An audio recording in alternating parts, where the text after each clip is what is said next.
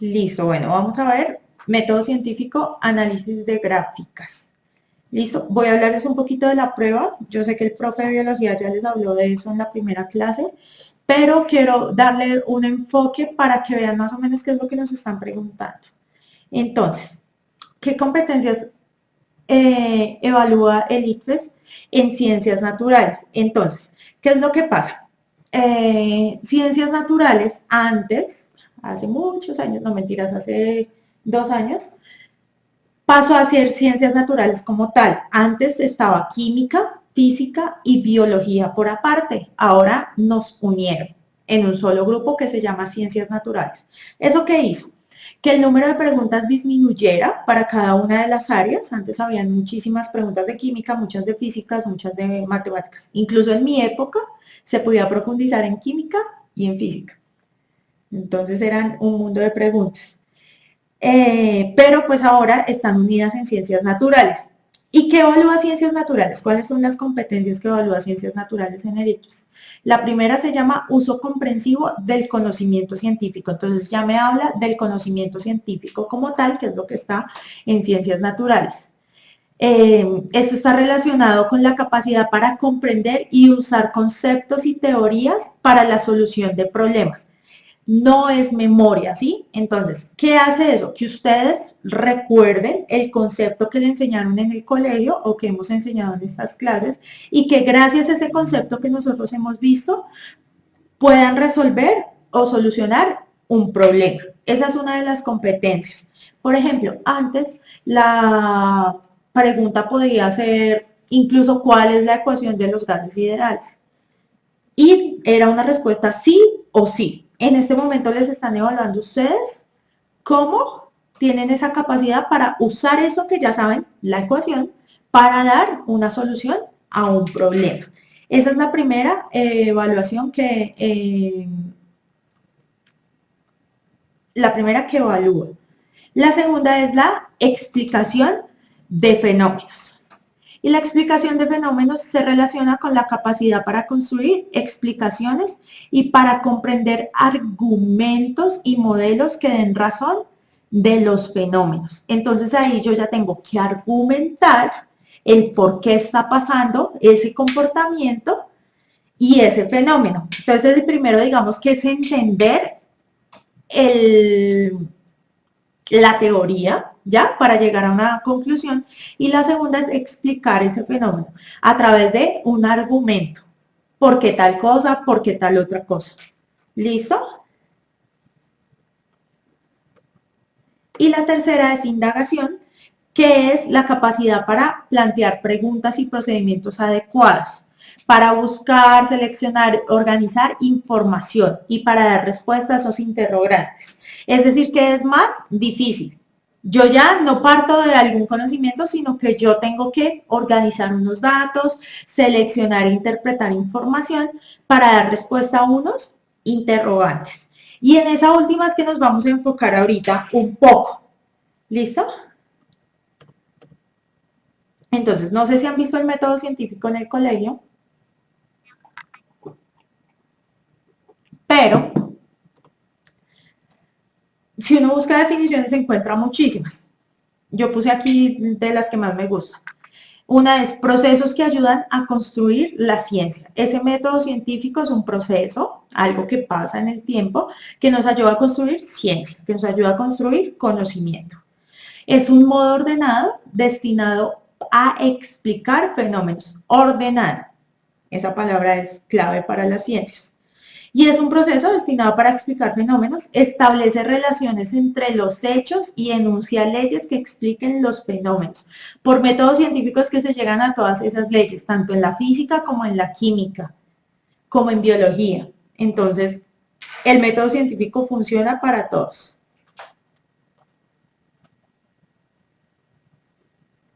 ¿Listo? ¿Cómo funciona el método científico? Entonces, esta gráfica me encantó. Dice, cualquier niño conoce el método científico. Cualquier bebé. ¿Qué hace? Lo primero que hace es una observación. Algo le preocupó en el mundo, algo dijo, venga, esto cómo funciona, cómo se mueven los astros, cómo, no sé, cualquier cosa. ¿Listo? El niño observó eso que hay en el piso y dijo, bueno, venga a ver esto qué es lo que contiene, qué le pasa. Lo siguiente que hace es formular una hipótesis. ¿Qué es una hipótesis? Es las posibles opciones de lo que puede pasar con eso. Ay, ¿será que el niño está diciendo ahí, ¿será que sabe rico? ¿Será que sabe feo? ¿Será que tiene buena textura? ¿Será que no? Y lo siguiente que hace es realizar un experimento. O sea, se lo echó a la boca. Experimenta, él vive lo que tiene que hacer. Y luego se lo saca a la boca y dice, bueno, venga, analizamos qué pasó. ¿Listo? ¿Qué le pasó ahí al niño? Algo le supo feo, algo le supo mal, él analizó y vio que no, y reporta su hallazgo. Se pone a gritar, se pone a llorar, lo que sea. Y luego invita a otros a reproducir sus resultados, es decir, comparte el conocimiento. Ese es como el método científico. ¿Listo? Aquí un paso más largo, ¿sí? Entonces, difusión, observación, esto es como, bueno, ¿qué voy a hacer? Luego observo y me hago preguntas, oiga, ¿qué tal? ¿Esto cómo estará funcionando? No sé. Hago las hipótesis, eso debe ser porque está más caliente, eso debe ser porque está más rápido, eso debe ser porque es una superficie diferente, no sé. Y hago un experimento. Un experimento que tenga relación con la hipótesis.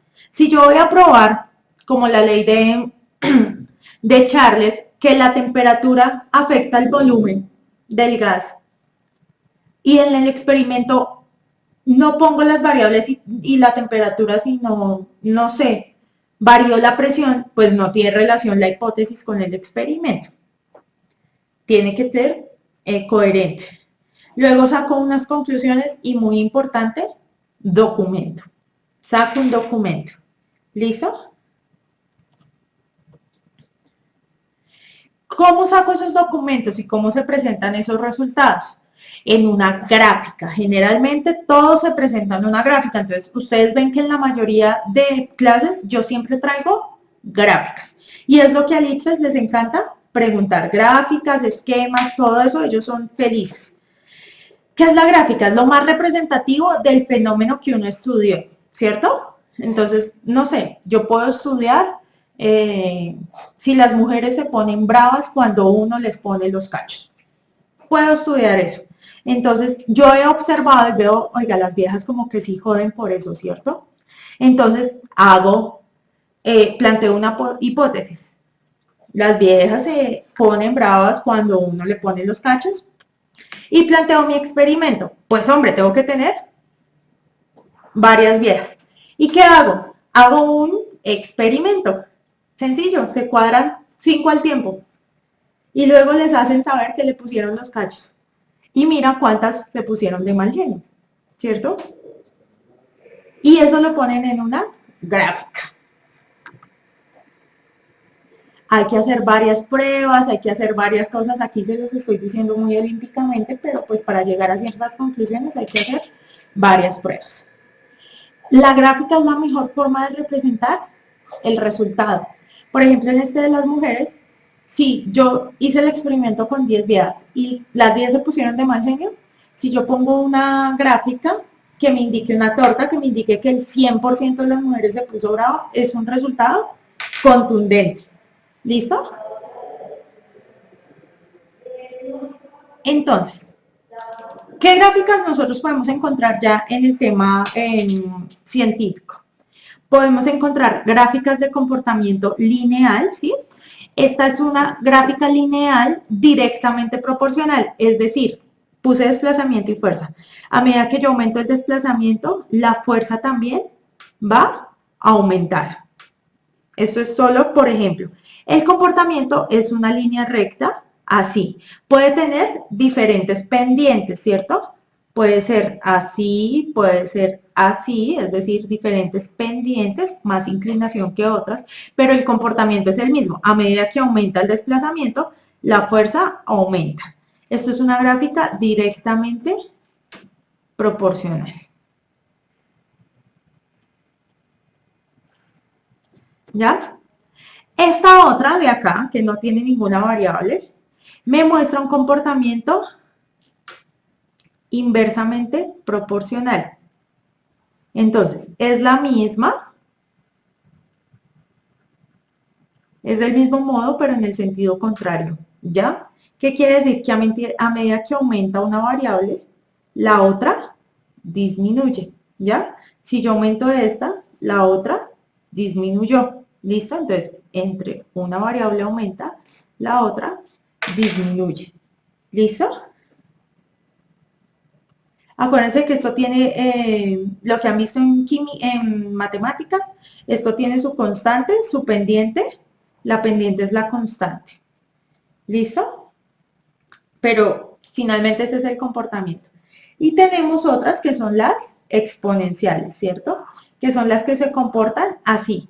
¿Qué quiere decir? Que efectivamente una crece y la otra también, pero no en la misma proporción, sino exponencialmente. Es decir, que el cambio ocurre más rápido. ¿Sí?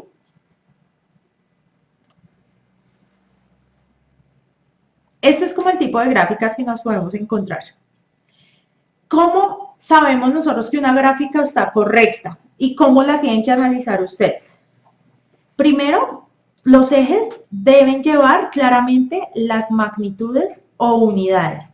Si no me dan las unidades, yo no sé en qué me están hablando. En manzana, en pájaros, en área, en peso, en volumen, en lo que sea.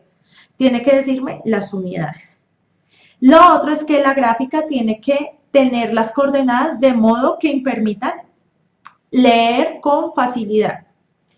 Es decir, si yo tengo unos datos que van de 0 a 100, ¿sí? Pero yo decidí dibujar la gráfica de 0 a 10.000, la gráfica se me va a ver aquí, así, chiquitica, y no voy a tener nada de datos. ¿Por qué? Porque aquí me llegaba a 100 y aquí 200, 300, ¿cierto? Entonces yo escogí una mala unidad. ¿Cómo hago para que sí sea representativa? Para que me represente de 0 a 100. Hombre, pues en vez de ser aquí 100, pongo 10, 20, 30, que me abarque toda la gráfica. Y ahí sí yo no voy a ver una gráfica así, sino voy a ver una gráfica en todo su esplendor. Esa es una buena forma de dibujar la gráfica. Efectivamente, de 10 en 10 es la forma más adecuada. ¿Listo? Y esto, que está en negrita, se lo tienen que aprender, ya se los he dicho varias clases, y es que el eje X se usa para la variable independiente.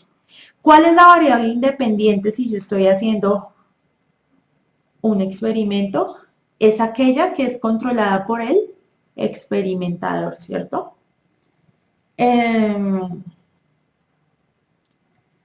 Si yo quiero medir, por ejemplo, cómo se afecta el volumen y la temperatura, y lo que tengo es una estufa, ¿cierto? Para ver qué cambia, pues hombre, yo lo que puedo manejar es la estufa. Puedo subirle un poquito el fuego, puedo subirle un poquito el fuego, puedo subirle un poquito el fuego, ¿ya? Esa variable, la que maneja el experimentador, la que es independiente, siempre va en el eje X, ¿ya? O sea, en el eje horizontal. ¿Cuál va en el eje Y? Perdón, aquí por el error. Bueno, aquí me quedó el error. Debe usarse el eje Y para la variable dependiente, que es aquella que no es controlada por el experimentador. Es decir, es el resultado que da, ¿ya? Aquí la temperatura, por ejemplo, y acá el volumen, dependiendo de la que yo esté manejando, ¿sí?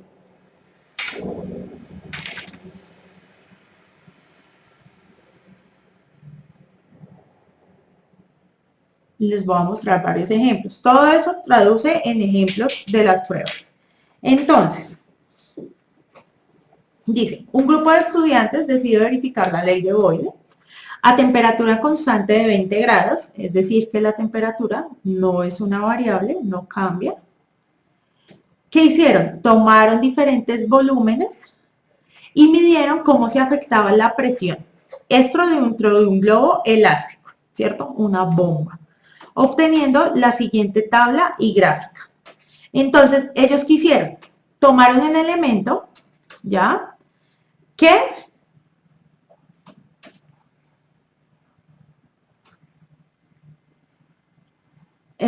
pudiera modificar el volumen, ¿cierto? Y medíamos cuánto era la presión. Un elemento para modificar el volumen. Puede ser que la cogieron y la inflaron. Y luego miraron qué presión ejercía ese aire. ¿Ya? ¿Listo? ¿Qué va en el eje? Entonces, vamos a mirar si la gráfica está bien. ¿Llevan unidades los ejes? Entonces, eso es lo primero que tenemos que mirar. Ah, sí, el eje X está en volumen y su unidad litros, y el eje Y está en presión y su unidad son atmósferas. ¿Permite interpretar la gráfica? Es decir, que si escogí buenas unidades, sí, evidentemente yo puedo ver su comportamiento, no me quedó chiquita ni a un lado, me quedó en algún lado bien. ¿La variable X es la independiente? Ah, ok, ¿la variable X es la que yo controlé? Sí. ¿Y la variable Y es la dependiente, la que me dio? Sí. Entonces tengo una gráfica correcta. Entonces, el método científico, estos son los datos y esta es la mejor forma de representar el resultado. Ahora sí, con esto que vieron ellos, teniendo en cuenta los resultados obtenidos en la tabla 1 y la gráfica, los estudiantes pueden describir una evidencia es que, describir que una evidencia es que a mayor presión aumenta el volumen, o que la conclusión es que no todos los gases cumplen esta ley, o que evidencia que es mayor presión y disminuye el volumen, o la conclusión es que solo el nitrógeno cumple esta ley. ¿Listo? Entonces, la opción correcta nos dice, bueno, entonces vamos a mirar qué son los datos que me da esa gráfica. Si yo empiezo a mirar, dice, evidencia es que a mayor presión aumenta el volumen, entonces yo digo, bueno, a medida que yo voy aumentando la presión, el volumen se hizo más grande y nos damos cuenta que efectivamente es todo lo contrario. O sea que esa no es. Que la conclusión es que no todos los gases cumplen esta ley. Entonces uno dice, bueno, estos estudiantes con cuántos gases hicieron la prueba. No, con uno. Si yo hago la prueba con uno, ¿cómo voy a concluir de todos? No puedo. ¿Listo? Evidencia que a mayor presión disminuye la temperatura, entonces, sí, efectivamente, entre más grande la temperatura, el volumen es menor. Entonces yo sé que es la C. Y la D, conclusión es que solo el nitrógeno cumple esa ley. ¿De dónde salió el berraco nitrógeno? Nadie habló de nitrógeno en ningún lado. No puedo concluir acerca de eso. Esos son los pasos para que ustedes vean cómo se construyen las gráficas que nosotros generalmente vemos en las preguntas de Saber 11 y en química son muy utilizadas. ¿Qué pasa? Este es otro ejemplo. Dice, un grupo de estudiantes realizó un experimento en el cual observó la solubilidad de la sal X con respecto a la temperatura. Los estudiantes con los resultados realizaron la siguiente gráfica y la tabla de resultados. Entonces, lo primero que hicieron fue, listo, vamos a dejar frío el recipiente y vamos a mirar cuánto se solubiliza. Y se solubilizan 150 gramos del soluto en 100 gramos de agua. Ahora, acuérdense que eso hablábamos que era porcentaje peso a peso. Decimos no, 20 en 220, 40 en 350, 60 en 520, 80 en 740, 100 en 950. ¿Listo? ¿Cómo podemos ver eso mejor? Así. Podemos graficarla, tal cual como está acá. Entonces ya sabemos que a 0 son 150, que a 20 son 220, y así vamos graficando todos los puntos. ¿Qué podemos concluir? ¿Llevan unidades los ejes? Entonces yo miro, bueno, en el eje X está la temperatura, que es la que los estudiantes estaban manipulando, es decir, que es la variable independiente, ¿ya?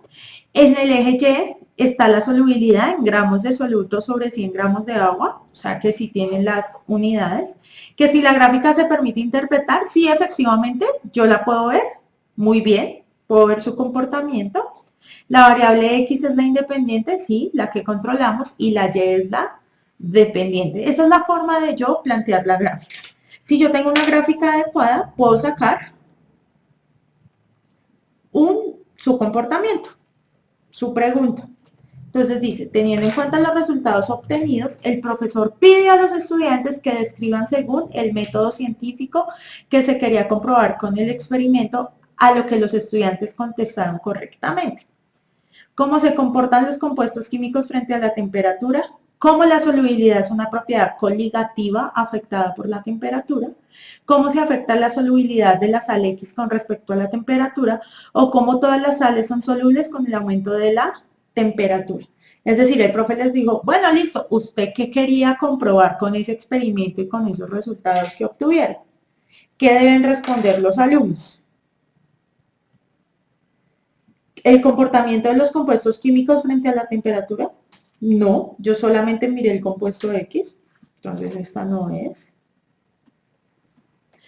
¿Cómo la solubilidad es una propiedad coligativa afectada por la temperatura? Entonces, listo. Los estudiantes efectivamente estaban estudiando solubilidad, pero en ningún momento la hipótesis era sobre propiedades coligativas.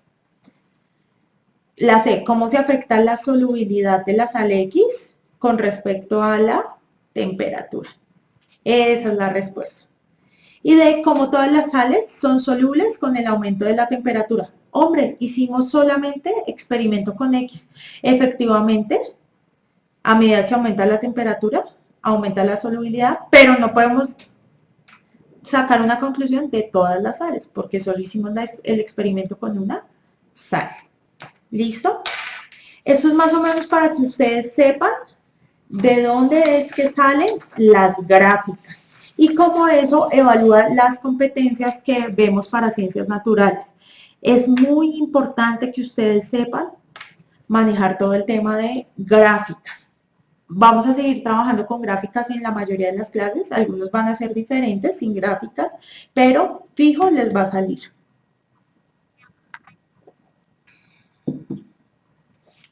Entonces,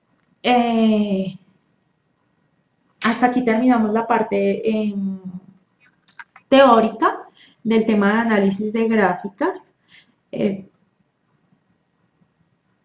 Y ahora sí, pues revisamos las preguntas. Los leo.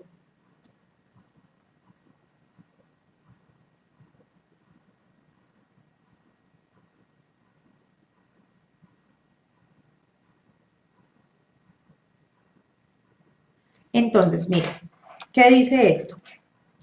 Me están preguntando, ¿cuándo es independiente? Independiente es aquella variable que el experimentador puede controlar. Por ejemplo, ustedes desean saber, ¿qué les puedo poner? ¿Qué velocidad toma uno? ¿Ya?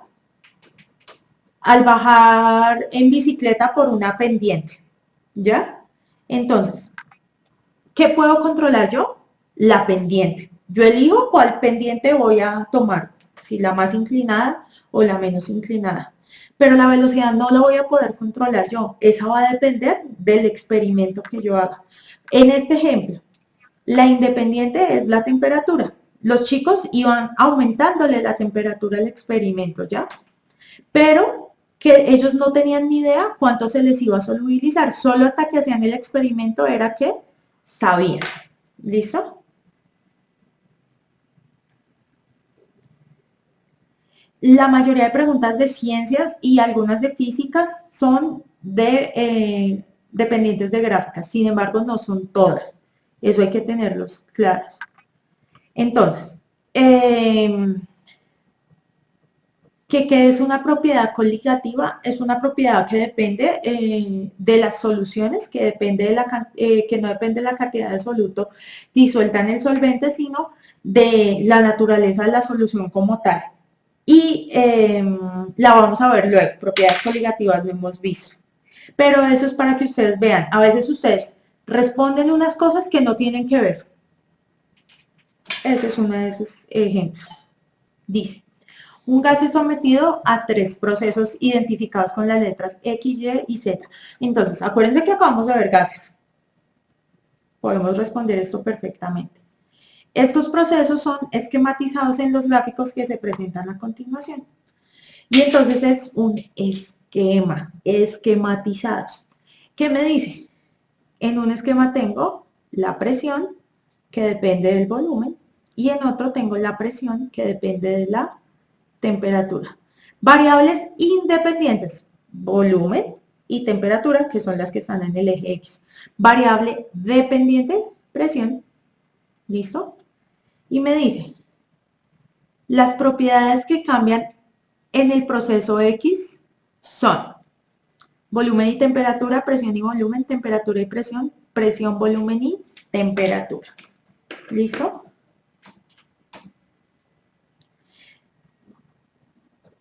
¿Cuál sería la respuesta? Bueno, hay diferencias de opiniones. Sion, Giol, ya explicamos las gráficas. Quiero saber primero qué responden. Miren, me están poniendo la B, la A, la D. Nos toca mirar. Entonces, vamos a corregirlo. ¿Cómo es esto? Primera cosa, cuando ustedes van a enfrentarse a una pregunta tipo X, tengo que saber qué me están preguntando. ¿Listo? Dice, un gas es sometido a 3 procesos identificados con las letras X, Y y Z. Es un solo gas que es sometido a 3 procesos, X, Y y Z. Estos procesos son esquematizados en los gráficos que vemos ahí. Las propiedades que cambian en el proceso X son, es decir, yo tengo información de Y y de Z, pero en este momento no me sirve de nada porque me están preguntando solamente por X. Entonces yo me enfoco en X y voy y miro, ay, ¿dónde está X? Y digo, ay, sí, X está acá, ¿cierto? Entonces ya miro que X está acá. Y entonces ya miro los procesos. Digo, bueno, en X, en esta gráfica, ¿qué cambió? Entonces yo miro la variable horizontal es el volumen. ¿Qué le pasó a X en la forma horizontal en volumen? Disminuyó, ¿sí ven? Estaba más grandecito y ahora está más pequeñito. Si esto tuviera números, probablemente esto sería 10 y esto sería 5, ¿sí? Entonces yo puedo decir, ah, vea, como la flechita va hacia allá, digo el volumen ya sé que disminuyó. Listo. ¿Qué le pasó a X en cuanto a la presión? ¿Listo? Entonces yo digo, bueno, la presión estaba acá, ¿cierto? Y ahora la presión en X estaba acá. Quiere decir que la presión en ese proceso X aumentó, cambió. Entonces yo ya digo, ah, la presión aumentó. Listo. En esta gráfica solo puedo ver presión y volumen. No puedo ver más.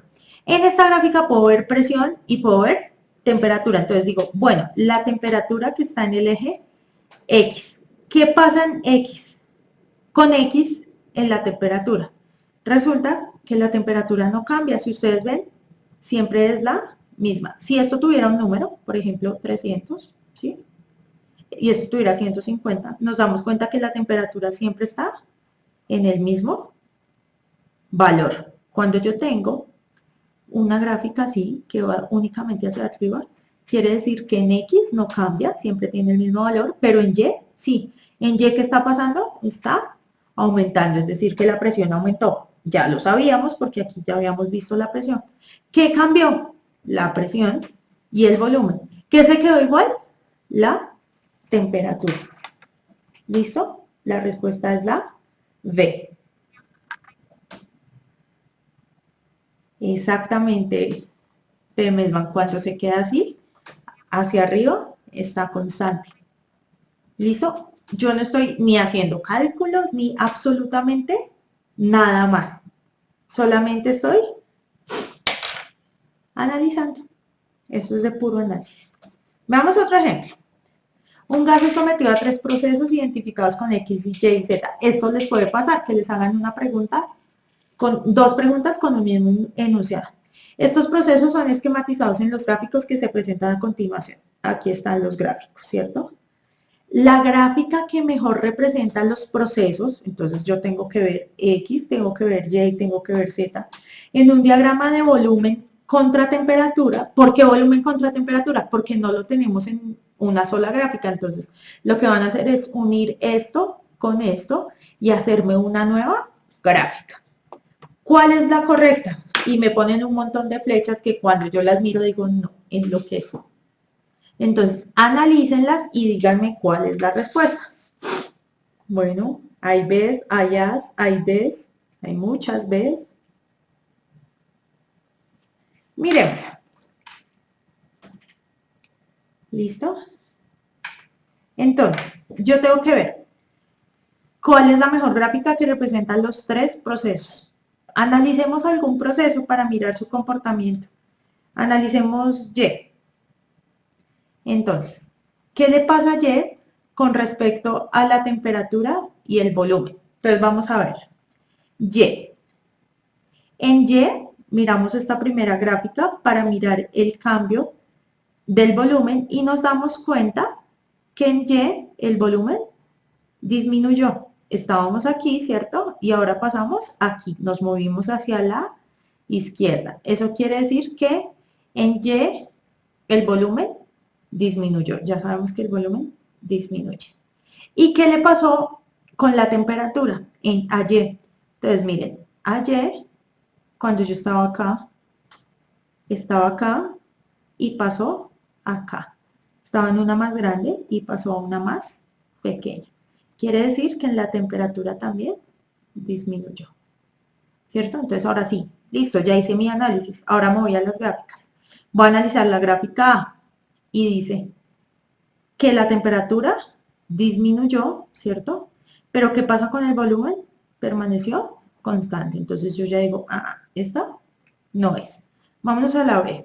La B dice, Y, mi volumen, mi temperatura aumentó y mi volumen se permaneció constante. Y ya sé que el volumen y la temperatura disminuyeron. Esto es falso. Vámonos a la C y dice que la temperatura aumentó, ya sé que es falso. Perdón, que el volumen aumentó, ya sé que es falso, y que la temperatura quedó igual. Nada. Miremos esta. La temperatura estaba aquí primero y ahora está acá, disminuyó. Y si el volumen estaba acá primero y luego acá, también disminuyó. ¿Cuál es la respuesta? La D. ¿Listo? Sí, muchos cometieron errores. Aquí pueden cometer todos los errores que quieran.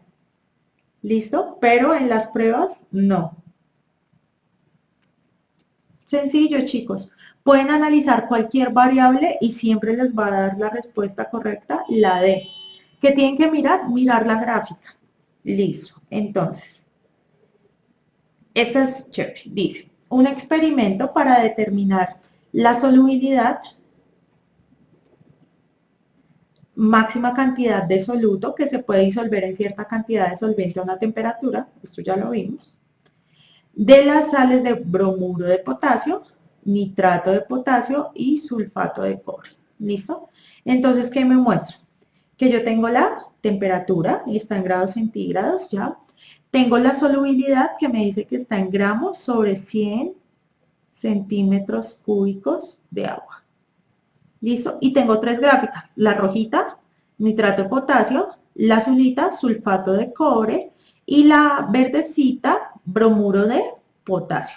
Si ven, todas tienen comportamientos diferentes. Por ejemplo, esta es una gráfica lineal con una pendiente, ¿cierto?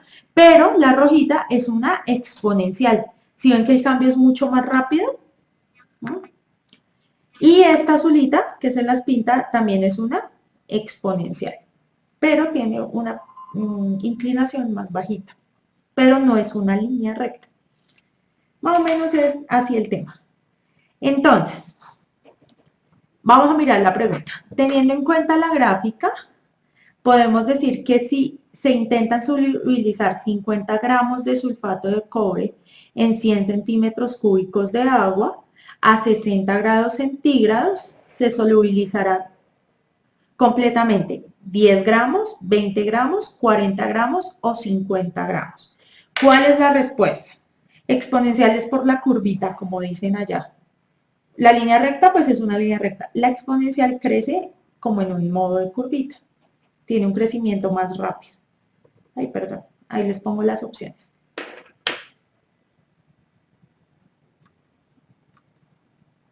C, C, A. Bueno, va ganando la C, pero en la pasada ganó la B. Bueno, B, D. La voy a corregir.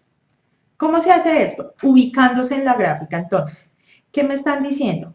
Que voy a solubilizar 50 gramos de sulfato de cobre en 100 centímetros cúbicos de agua, ¿cierto? ¿Listo? A 60 grados centígrados. ¿Listo? Entonces, ¿dónde me paro yo? Ah, ¿de quién? Del sulfato de cobre. Entonces, lo primero que tengo que identificar es cuál es el sulfato de cobre. Ah, el sulfato de cobre es la azulita. Listo, me paro en la gráfica azul. Digo, ¿a cuántos grados es que está? A 60. Listo. Y no con este pulso, pero con cualquier pulso, ustedes trazan esta linecita. Que va por 60, perdón. ¿Sí? Y ya saben que están trabajando sobre esa. ¿Cuál vamos a mirar? Pues el corte sobre la línea azul, que es la que estamos trabajando, ¿cierto? La del sulfato de cobre. Y yo sé que a esa temperatura de 60 grados se solubilizan máximo 40 gramos. ¿40 gramos de qué? De la sal en 100 gramos en 100 centímetros cúbicos de agua, ¿cierto? 40. Y yo iba a solubilizar 50. Grave, ¿cuánto se me va a solubilizar únicamente? Pues únicamente se me van a solubilizar los 40 gramos. ¿Dónde van a quedar los 10 restantes? No desaparecen, no pasa nada, sino lo que va a quedar es el vasito así, una solución y los 10 restantes van a quedar acá, precipitados, porque ya no hay espacio para solubilizar. Si lo hubiéramos hecho a 80 grados, probablemente hubiera alcanzado, pero a 60, no. ¿Listo? Chicos, no se preocupen, gráficas vamos a ver muchísimas. Es para que ustedes vean cómo estaban. Ay, lo siento por haberla tapado. ¿Listo? Chicos, descansen y nos vemos. A ver, Daniel, la última pregunta. No, sí hay dos preguntas que sean similares, sí hay dos preguntas que puedan apuntar a lo mismo, pero solo una es correcta. Listo, chicos. Era la C. Se las acabé de dar. En 60 grados se disuelven 40 gramos. ¿Listo? Respuesta, la C. ¿Listo? Bueno, muchas gracias. Un abrazo para todos. Mi consejo es, lean las gráficas bien, lean bien la pregunta y ya con eso ganan.